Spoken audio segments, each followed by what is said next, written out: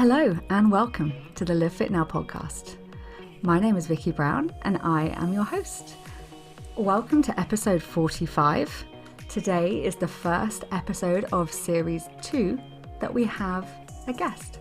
So today is a conversation with Gerry where we dive into her experience and specialty, a little bit of background on her and what she does.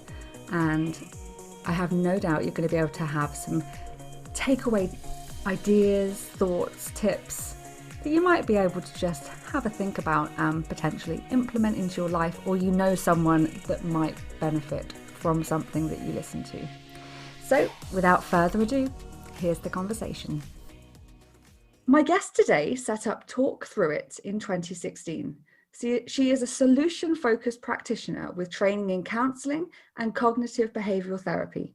She has worked in education for many years as a teacher, behaviour specialist, and latterly counsellor and solution-focused therapist. Seeing the increase in anxiety and stress in children and adolescents and the knock-on effect it has on parents, carers, and families, she set up a business that focused on tackling these issues. Her name is Gerry Spatharis. Welcome to the LiveFitNow podcast. Thank you for joining me today. How are you? Hello, I'm well, thank you, especially because it's beautifully sunny. I always like a sunny day. It lifts the mood, doesn't it? It's amazing. It does. So I really love to start these conversations really with just allowing you to tell us a little bit more about you, your background, and why you do what you do. Well, my background is, as it says, I started as a secondary school teacher of English back in Birmingham and Sandwell and Dudley. I managed to pick some pretty rough schools because I like a challenge. And it was one of those places where I'd set a couple of creative writing essays, and the writing that was coming back to me was just full of real life stories. I realized that they weren't made up at all, and gradually after school children would sit down in the classroom and talk. And I thought, I like teaching, but I don't think I want to teach. I think I want to listen, and I think I want to try and help. So I looked around for that kind of avenue of work, but for me, I didn't want to just sit and listen. So for me, the counselling route wasn't quite what I wanted. I wanted to go out and I wanted to make change. And so gradually, more and more opportunities arose. So there wasn't just counselling, there was the opportunity to work within local authorities to sort of help children with emotional and behavioural issues. And so I took on one of those roles at West Berks in 2000. That's a long time ago, and where we would just go into schools and we would help those children who weren't necessarily academic, but there weren't any routes for them, or who were struggling to stay in school. And in 2003, I came across solution-focused therapy, and I thought, this is it, this is me, because it was about change and it was about possibility, and that excites me. It wasn't about sticking with the problem. So I trained in that, but it was quite forward thinking at the time, and not everybody was into it, and a lot of people stick to what they know. So I wasn't able to push it forward as much as I'd have liked to. Worked for the council for 15 or so years on and off, and then thought, I'm going to set up my own company. And I'm going to go out and see if I can make change myself, which is what I did in 2016. So that's basically the background in a nutshell. Fantastic. No, I love that. And it certainly shows how much experience you've got. And I suppose this is a timely place to ask you to try and dive in and explain to us, what is solution focused? Okay, well, solution focused is kind of what it sounds. You focus on the solution, you don't focus on the problem. So you're with the client, you're looking for a time when things worked, when the client was doing well, and you draw those times and you find out what their strengths are and their abilities are, and you go into quite a lot of detail about that, and then you ask that client to look at the future, the preferred future. What would you like to see yourself doing? How would you like to be behaving? And you bring the client's strengths into that future. But it's very much about the client doing this. So with a lot of other therapies, the therapist is the one that says, I want you to do this, or I'd quite like you to try that. With solution focused, you're not pushing that. You're asking them to imagine a preferred future, and so that they can start to put it in place themselves. So that's the difference. It works on possibility rather than ruminate on the problem. Yeah, no, I can see that. And I know this is going to be a massive question, but what sort of problems do people come with? You know, how small a problem can it start with, and how big a problem ultimately can you help people find those solutions? Okay, so mostly I work with children. I do also work with adults. So the problems can be really varied. So they can vary from somebody struggling to get their head around homework and feeling completely swamped that they don't know how to get out of it. And they can go all the way to self-harm and eating disorders and just feeling so incredibly depressed that they don't know how to get out of it. A lot of the work I do is around anxiety as well. So they can really vary, and they can be quite easy ones and then quite difficult ones. So, yeah. Do you find that people know what their problems are before they start, or do you often find there might be a symptom, so to speak, that they're aware of, and that might be the thing they're coming to change, but actually it's something else that you managed to open up? It's very often that second one. So they might come with a problem that they believe is the problem, and then as they're talking they realize that actually that's not the problem, is something completely different, but it's manifested as this other thing. And so through the therapy that they realize that if they change the real problem, then the rest of the issues work out. The slightly different switch on that is when a parent comes with a problem, or believes that a child has a certain problem, and actually the child has a completely different problem, and it's the parent's perception of what they think it is. And then sometimes I will then work with families to see what their perception is and why they've come up with that feeling, and then that helps to create change in the household. No, it makes sense. And is a lot of this about facilitating communication ultimately with others and with yourself? Yeah, I suppose so. I think it's more about facilitating communication with yourself, if that makes sense. And communication is an interesting term to use, because actually there are quite a few clients I've had that really don't speak. And so sometimes when that happens, for example, if somebody's on the autistic spectrum, I might use drawing because it's just easier to communicate with. It's an easier tool. But sometimes because they don't speak, I might ask a question, and I might say, I don't need you to answer, because I know that they're answering in their head. And they don't need to reveal that answer to me. And then I'll give them some time and say, are you okay for me to answer the next one? And then they'll answer it in their head again. So yes, interesting point about communication. Yeah, I think it's one of those things. And actually it's so interesting. It's come up in so many of the conversations I've had with people. And actually so many of the things we need to work through are actually things we just need to figure out about ourselves, and things that we also have the power to change. And I think sometimes I'm guessing people almost trap themselves within a cycle or a pattern of thinking. And one of the things you can do with them is kind of breaking that pattern, breaking them out of that idea of what they might have about themselves.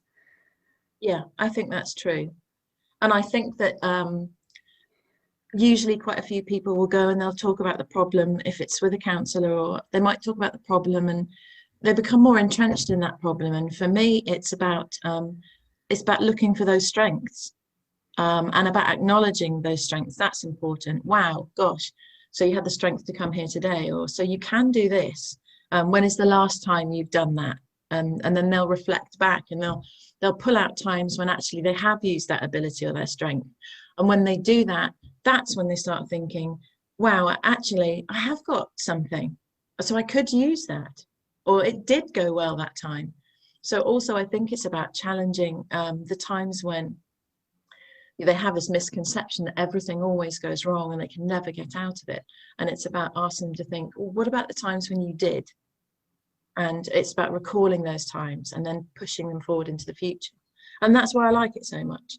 Yeah, it does make sense. And it's so true. It's the age-old thing, you know, you might have 100 nice comments on something, but someone leaves that one comment and your mind fixates on the bad thing. And I'm guessing that's exactly what happens to people that get sort of stuck in these ruts of just thinking everything is bad and everything they do is wrong, and like, they can't see it. There's always going to be good there. It's never going to be all one way, but the mind is fixated in that one pattern, isn't it? Yeah, and it's exactly about that. And it's about giving someone the opportunity to spot that. And I think that some people think, oh, solution focused, I don't know, is that me? Am I ready for that kind of thing? But you could have one session or two sessions and walk away and think, yeah, I'm all right. You could have 6 sessions or 8 sessions and think, oh, do I need a few more? But it is one of those things where you might as well try it, because if other things haven't worked, then try something different. And that's part of the philosophy. You know, if it's not working, then change it. Yeah. Think outside the box. And, you know, if someone's listening today and potentially having some struggles, or maybe their child is having some struggles, what sort of feelings do you recommend people would be feeling to get in touch with you? If they would reach out to you, what sort of things could you help with? Okay, so I can help with the smallest things, such as worrying about school in general. Such as possibly being worried about putting on uniform or not wanting to go into school and friendship groups. Or we can go up to the drastic section, which is probably more like, I don't think I've got any friends. I don't think I'm any good. I don't like my body. I don't like the way I look. I'm not coping because of social media. So any of those things I can help with. I think that I think parents worry sometimes about getting in touch, because I think a lot of people feel if they have to get some sort of therapy for their children, is it because they've made a mistake? Is it because they're not good enough? What's gone wrong? And I don't think people should see it that way. It's more of a humble thing. It should be more of a, wow, I think my child needs help. And there are some things I just can't fix because I'm too close to the problem, or because actually my child needs to offload about me or the rest of the family. Yeah. And they need a safe space to do that. And it's okay to do that, because talking helps people. And that's the point. So I would say, get in touch. And I would also say, if they're worried at all about what I do or what it is, then you can phone or email. I'm good at email. And I've had lots of people email and say, look, this is the problem. This is the issue. Is this the kind of thing you do? What do you do? It's easy to talk over email or phone, so it's not a problem. Just reach out. I think that's so often the thing. And it's interesting you brought that whole idea about therapy up before. And yeah, this is something that comes up time and time again as well. We're not very good, I don't think, the British, of opening up and thinking there's absolutely nothing wrong with therapy. Like, ultimately, you're just going to a professional who's out of your life to talk about stuff, whatever that stuff might be. Obviously, everyone has slightly different specialties, but there is nothing but good about that, really, because it's so good for us. But for some reason, our culture is very much not on that level at the moment. It's getting better, I think, but it's a slow change. Whereas, you know, there's a bit of a stereotype of like every American has a therapist. Like, we just have very different different approaches to that, just not being, you know, any different from having a doctor or a hairdresser, or, you know, it's just someone that you have in your life that you might go and chat to. But those people obviously have particular specialties that they can really allow you to open up. And as you say, sometimes all you need to do is say it out loud, and it can start making more sense to you. And hopefully, slowly, our culture will change to just make that more normal and not anything negative at all. Yeah, I think that's true. There does seem to be, I mean, we're okay if we call out a plumber for a £60 call out fee, and he arrives and he looks at the washing machine and he takes 20 minutes and then he charges another £60, and that's £120 gone, because visibly the washing machine is broken and you need it. But it's exactly the same mentally. You're broken and you need fixing, and for £120, you know, that's probably 3 sessions. And I know it sounds huge, but obviously there is help for people who can't afford the fees. But it's just investing that time, that money and that time, just for that short period to get some help, because there isn't always the help at schools. Schools are inundated, and councils are inundated, and it's really difficult to get those, you know, the number of people to see that the children that need help. So I think you're right. I think we should start saying to ourselves, you know, it's okay just to invest in yourself. Just for a short period of time, give it a go, see if it works. If it doesn't work, it doesn't work. Change it. There you go. But I agree with you as well. And I think with the whole monetary value thing is such a good point, because also the thing is, it might be a lot of money in one go, but actually the things that you can take from those couple of hours can quite possibly impact you for the rest of your life. They can change the way you approach things for who knows how many years, 50, 60, 70 years maybe. And then if you suddenly start to spread that cost out over that amount of time, you know, it's no money at all, but it's just that taking that leap to try something new and give yourself the opportunity to learn something about yourself and give you that, empower you, I suppose. It allows you to be empowered. Yeah, I think so. I mean, I think there's always the worry that the relationship with the therapist or the counsellor isn't going to work. But then if it doesn't work, you stop and you move and you find someone else, because I think that is key. Yeah. If you can't relate to the person that you're talking to, or if you don't feel okay enough to reveal stuff, then it's not going to work.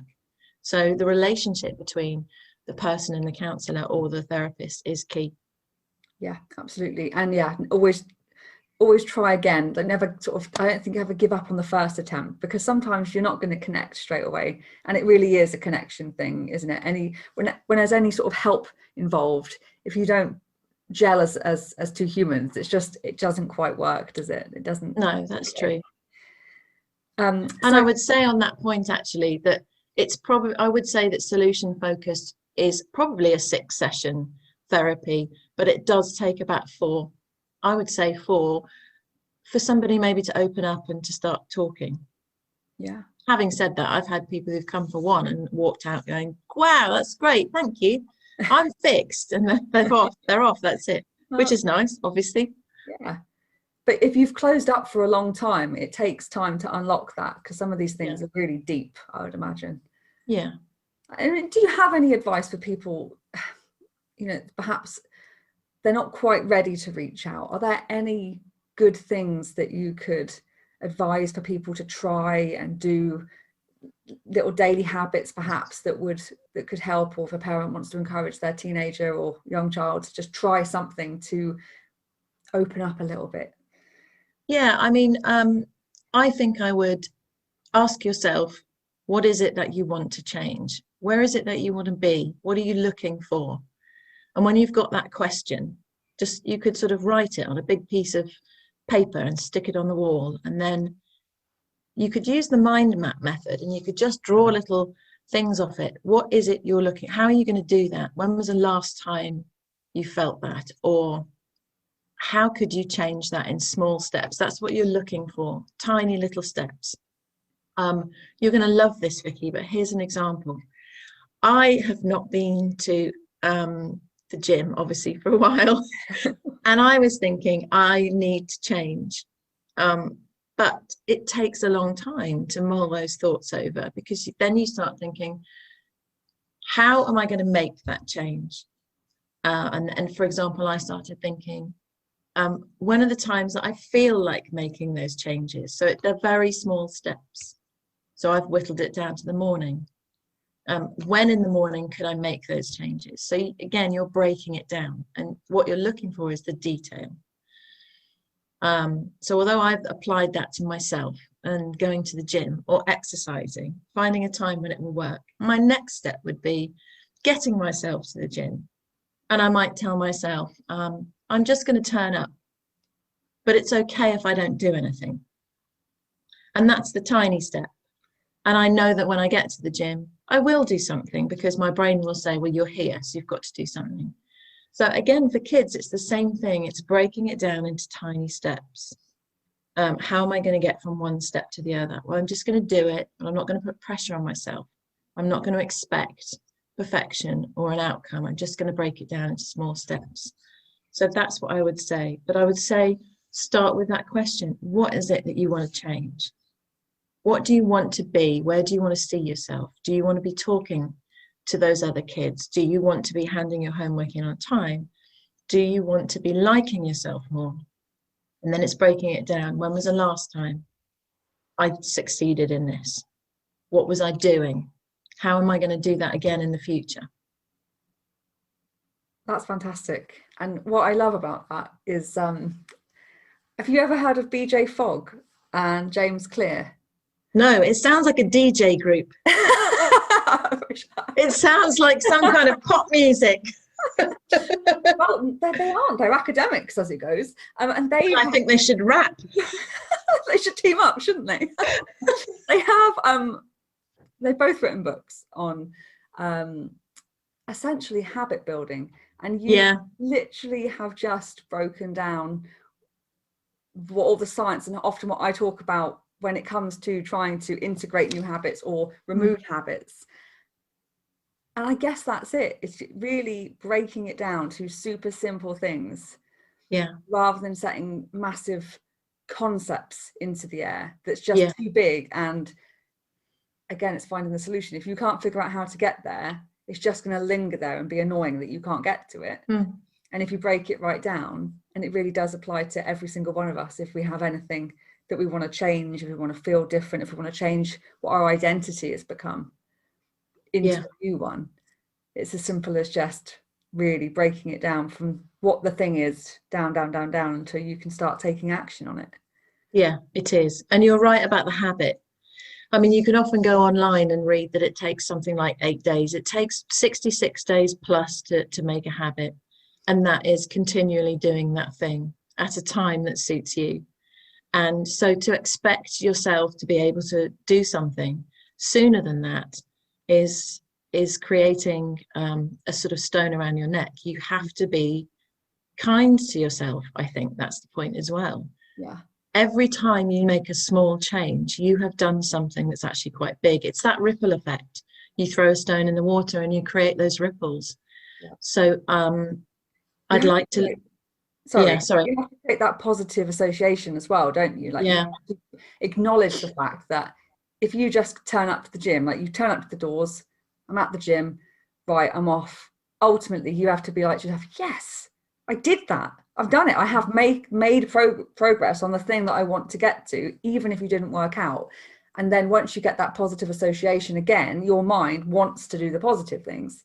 So it will be more likely to repeat it. And perhaps, I actually think in many ways, the whole like 21 days to build a habit and all those ideas in a way has been a negative thing. I actually think it's almost habits you need to take even away that idea. Don't count how many times you've done it. Just appreciate when you do. And perhaps one good sort of rule I have heard bandied about, I can't remember if it was Fogg or Clear. DJ. Yo. They said you can miss a day and it's not going to break the habit, but just don't miss it again. Try and again, you're just trying to keep that positive association that you're doing what you set out to do. It's fine not to be perfect. You're always going to miss a day. Just get back on it the next time. Yeah, I think that's true, because like you say, if you're thinking, it's 21 days and you get to 21 days and on 22 and 23 you think, well, hang on, what's happened? Then you've judged yourself. That's negative. It's not going to work that way. Habit is that one of those things where when you drive from A to B and you don't actually remember how you got there, it's that muscle memory. When you get to the gym and you don't remember how you got there, you just know you did. That's the bit where you think, yes, I've created this habit. And I think you're right. It just puts too much pressure on you if you're thinking about, have I done it? Have I done it yet? Because the chances are, no, not if you're because you're focusing on the wrong thing. Absolutely. Do you find that if you recommend people, the term they like to use is habit stacking? So if there is stuff in your life that always happens, you wash your teeth and whatever else you might do during the day, put the kettle on. If you can put something that you want to start doing tagged onto something that always happens, again, that autopilot starts to happen, because then, one example I love was standing on one foot when you're brushing your teeth, or turn the kettle on, do 5 squats. There you go. You've started to move your body. There's ways you can incorporate things into your day by putting it with something you already do. Yeah, I mean, I think you can. And I think the other thing is, some people overthink things. And for them, that's about just saying, just do it. Don't think about it at all. Just do it. Don't allow your brain to even think. Otherwise, you're not going to do it. But also, it's about putting that image into someone's head. So you've just said, do 5 squats while you're putting on the kettle. Now, that for me has just stuck into my head. If you're a visual learner as well, this is the other reason I quite like solution focused. You'll do that. I will now put the kettle on and I'll do 5 squats, and I'll think to myself, wow, yeah, that wasn't too bad.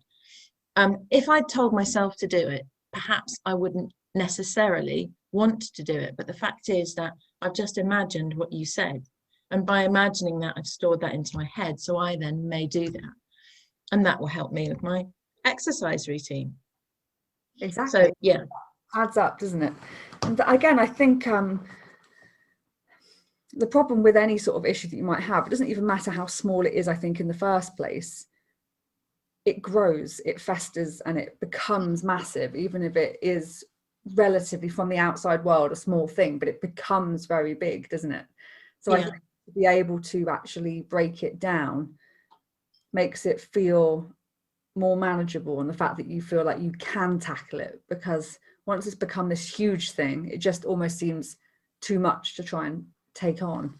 Yeah, I think that's true. And I think it's also about understanding that you've got these solutions for a reason, and there are always going to be times when you feel low and you feel like life isn't working. And it's okay to be in those times, because you need them. You need down times. But then it's the idea that actually, hang on, I can get out of this, because last time I did such and such, or actually I feel better when I'm out doing something. So I'm going to go and do that for me. And I think also it's a little bit about putting yourself first. It's okay to do this for me, especially if you're older. Adults are always caring for others, always thinking about others, and they feel guilty if they say that they have to have time for you. But actually, it's really important, because if you're not functioning correctly, health-wise, with a lot of people, it seems to manifest itself physically if you don't help your brain out mentally. And I think that giving yourself that time is really important. Yeah, I couldn't agree with you more. And absolutely, I've come across many people in exactly that boat, but it is so important. It truly is. You can't give from an empty cup, and it's so important to put yourself first, because ultimately you're actually putting everyone around you first as well by doing that, aren't you? Yeah. And would you say that solution focused gives you, it's people walk out of your door or off Skype with that tool belt that allows them to then understand they can deal with their other problems that obviously, we're always going to have different issues coming up along the way through our lives, that allows you to just see those issues differently and break it down once you've worked through one thing, perhaps? Yeah, I would like to think so, because that one question, well, what is working, is so easy for anyone to say, okay, my life's a mess, but what is working? Because they will find something. And if you find that one thing that's working, do more of it. If it works for you to go outside and walk in the sun when life is just awful, then you go outside and you walk in the sun. And as you're walking in the sun, you will be able to think, and you will start thinking about other things, and those depressing feelings will shift. So just make those changes, go outside, or do whatever it is that worked for you, and do more of it.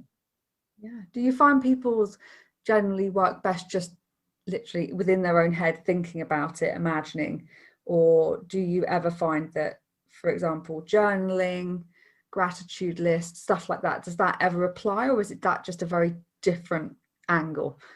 No, that does apply. And I quite often, some of the kids that come to see me, I might give them a journaling book.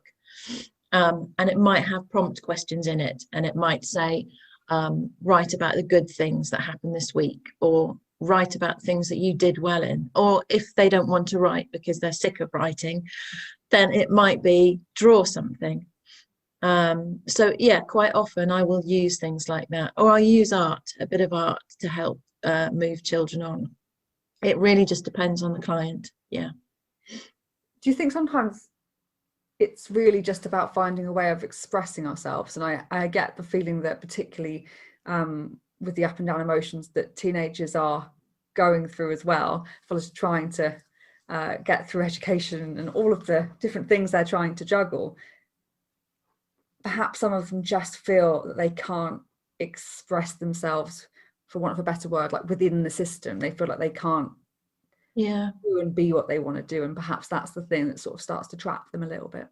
Yeah, I think that's true. And a lot of teenagers will just, they need to talk. They need to say things like they're sick of being judged, they're sick of social media, or they can't cope, or maybe a couple of teachers at school have earmarked them as troublemakers and they can't seem to get out of that. So for some of them, it is just sort of offloading. But again, and some of them just offload and feel better for doing that. And that's a little bit more like a counselling role.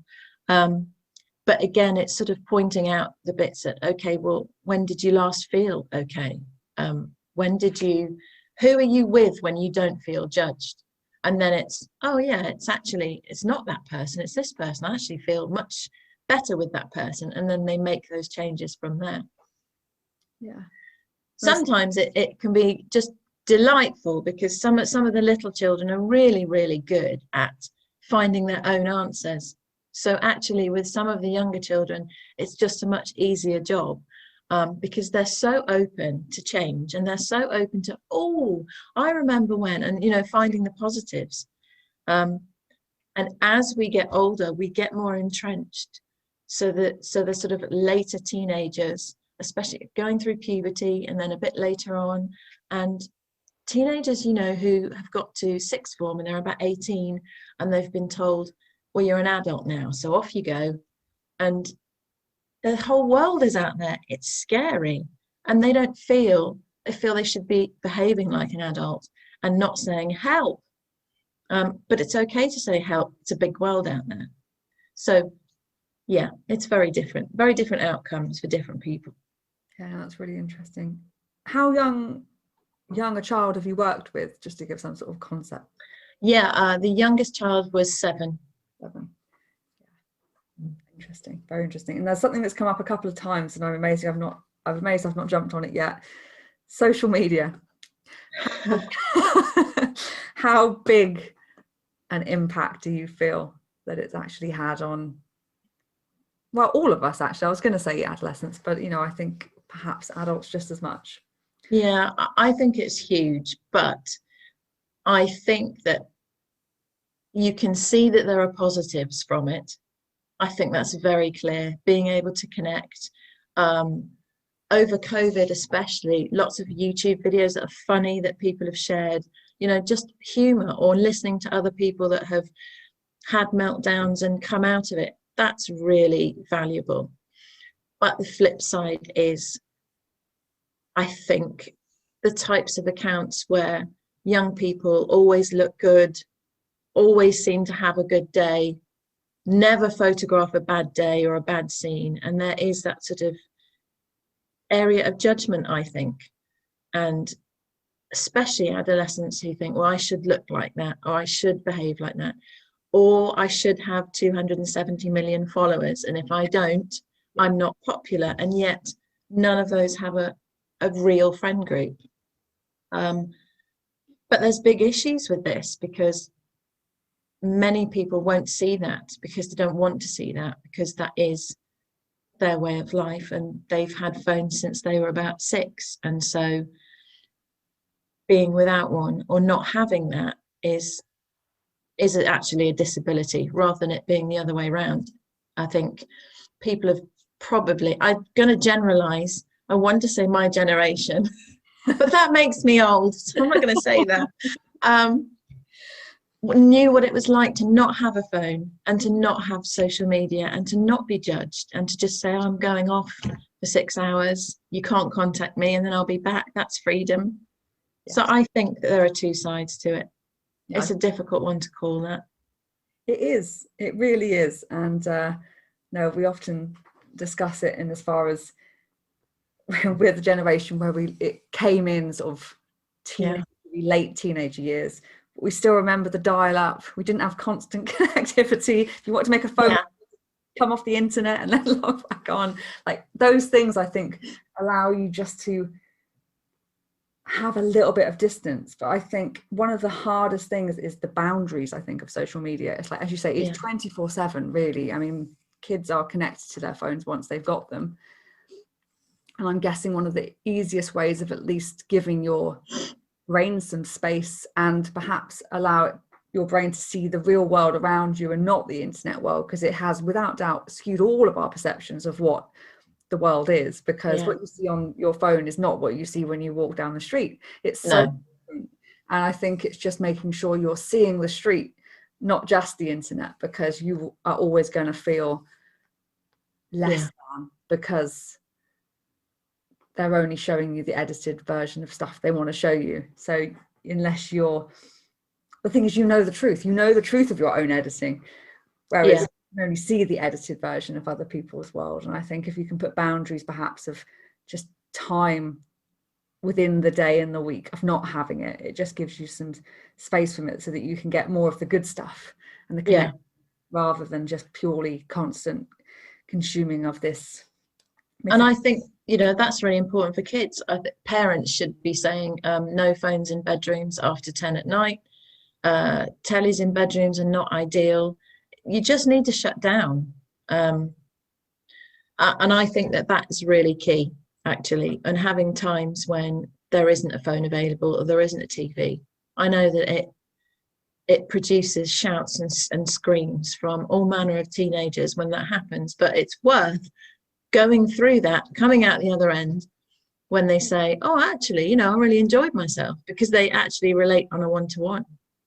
And that is really important. But equally, right at the other end of the spectrum, when you're walking down the street and you see young mums on their phones and they used to put their faces in the pram and talk to the children, and that's where little children learn sound, and they learn to read your face and the shapes, and that's really key. And that is not happening as much as it did, and it is having an effect later on in school with understanding language and talking and communicating. And I'm not sure that people are aware quite what this effect has been and how extensive it is, because, like you say, your phone is part of you. You go to the toilet, you take your phone with you. In fact, you're never without your phone, are you, really?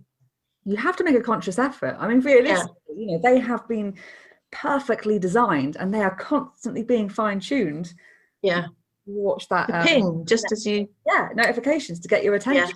That gets your attention.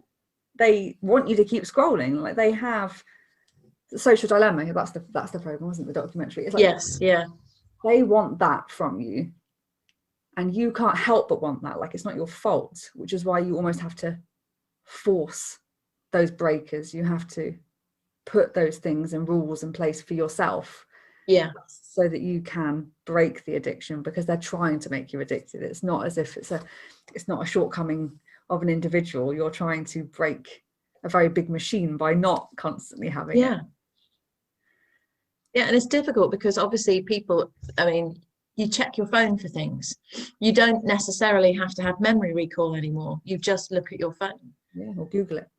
So it's harder for kids, because all these exams that require memory recall, they don't necessarily have that, because they're so busy going, hang on a minute, I'll just look it up, and scrolling on the phone instead of, I remember that. It was, and now I have no memory recall because I'm very old. It is true that it has definitely changed the way we have to conduct ourselves, think about things. I'm guessing all we can really do is try and do the boundaries, perhaps, like no phone at the dinner table, or say no phone in the bedroom, just special times when at least they're not distracting anybody in the family as well. I guess that's part of it. It's a team effort of the household to actually have special times, because one person's going to get annoyed if the other person. And I think that is actually something that COVID has brought, and that is that family tea times have come back, because you're all on, children switched from being, face-to-face classrooms. And that's the other thing that I'm now working with, is you go from face-to-face being in the classroom and then interacting with your peers. And then you're on an internet or a computer, 8 hours a day, which you're not used to being on for that long. It's mentally exhausting. But also the plus side is that families, I think, have come together because they wanted to have been off devices, and they come together at meal times to talk, and that is a plus.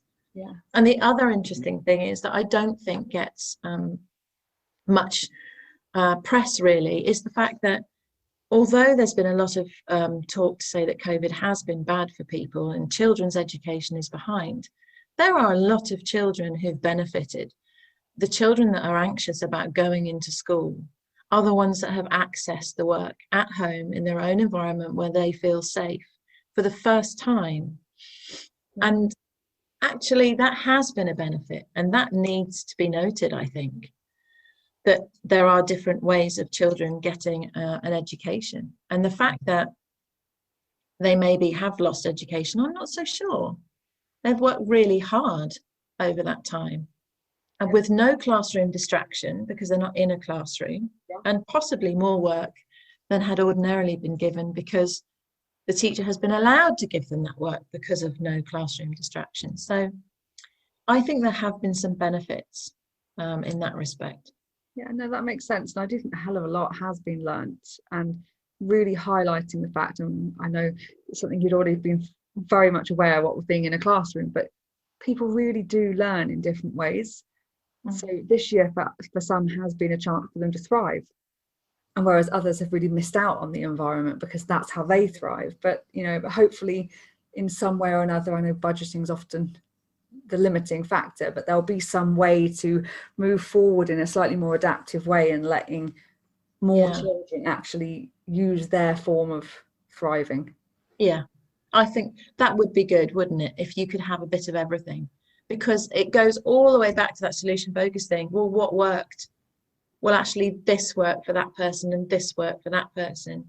And now, of course, it's quite difficult to get those children who are happy learning from home back into school, because you're asking them to go from 1 year being with their own family to returning to a school of 1,800 pupils and be okay with it. And of course, they're going to struggle.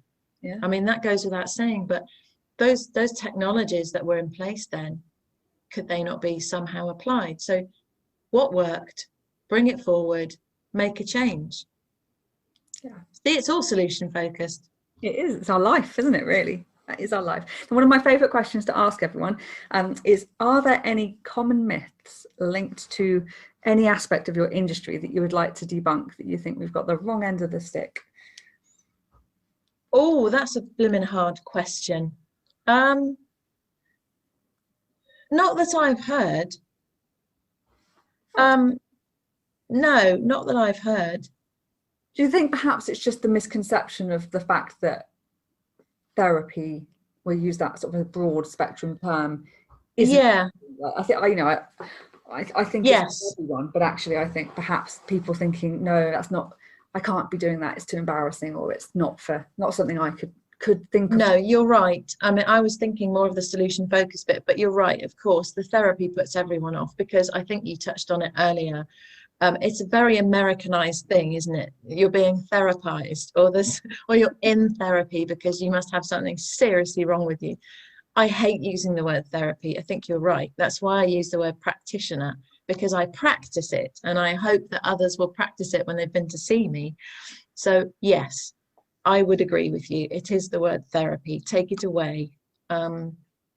It's this kind of thing. Solution focused is useful for everybody. So it's not a therapy. It's an aid. It's an aid to change. Yes. There you go. Better choices of word. I like that. Yeah. Another big one. I like to throw these ones in towards the end. What inspires you? I'm a very positive person. So what inspires me is learning. I basically love learning new things, new anything. So if I can see something change or learn something new, then I like to pass it on. I suppose that is the part of the teacher in me. And I like to see others. I like to see them go, oh my God, yeah. Oh yeah, I see, I can do that too. And the fact that they've changed and they've moved forward, that's inspiring as well. I love that kind of thing. It's all about growth, isn't it? All about growth. Yeah. So bringing things to a close, I would like to finish off by giving you the floor to share one thing that you think everyone would benefit from knowing. Oh, that is a hard question. Okay, I need to think about this one. You can think about it. Everyone always likes a little pause here.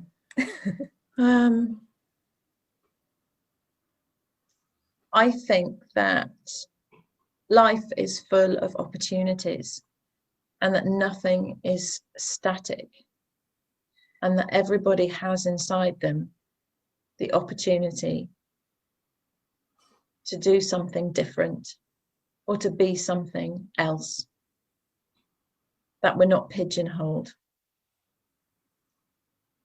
And if there's something that you want to try, you should. Now, I know that sounds a bit more like advice, but I think the knowing portion of that question is about knowing that it's okay to make a change.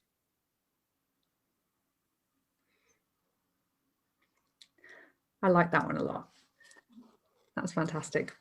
And if my audience would like to get in touch with you, where can we find you on the internet? Yes, you can find me at www.talkthroughit.co.uk. I think I saw something, one of the comedians was saying, what's the point of www? Everybody knows that. So it's talkthroughit, all one word, .co.uk. And I would be more than happy to answer any questions that you have. So fantastic. Don't hesitate. I will put links to that and your social medias as well onto the show notes so people can just click straight through to connect. Thank you. You're most kind. I've had a lovely talk session with you. I have enjoyed it very much. Thank you for joining me. You're welcome. Thank you so much for listening to episode 45 of the Live Fit Now podcast. And I hope you enjoyed that conversation with Gerry as much as I did having it. Now don't forget, you can click through on the show notes to get in touch with Gerry directly if you've got any questions. And of course, I too would love to hear your feedback, so you can either email me directly, hello@livefitnow.co.uk, or likewise in the show notes you can just click through and pop me a message on social media. I would be very grateful if you could support the making of this podcast so we can continue to grow and move forward. Number one, please share any favourite episode with your family and friends, because word of mouth really is the most powerful way to grow this podcast. And secondly, you can support the making of the podcast using Buy Me a Coffee. So it's buymeacoffee.com/livefitnow. And as it sounds, you can buy me a coffee. As such, support the podcast and its making going forward. Anyway, thank you so much for joining me today. I cannot wait for the next episode. I shall see you soon. Bye-bye.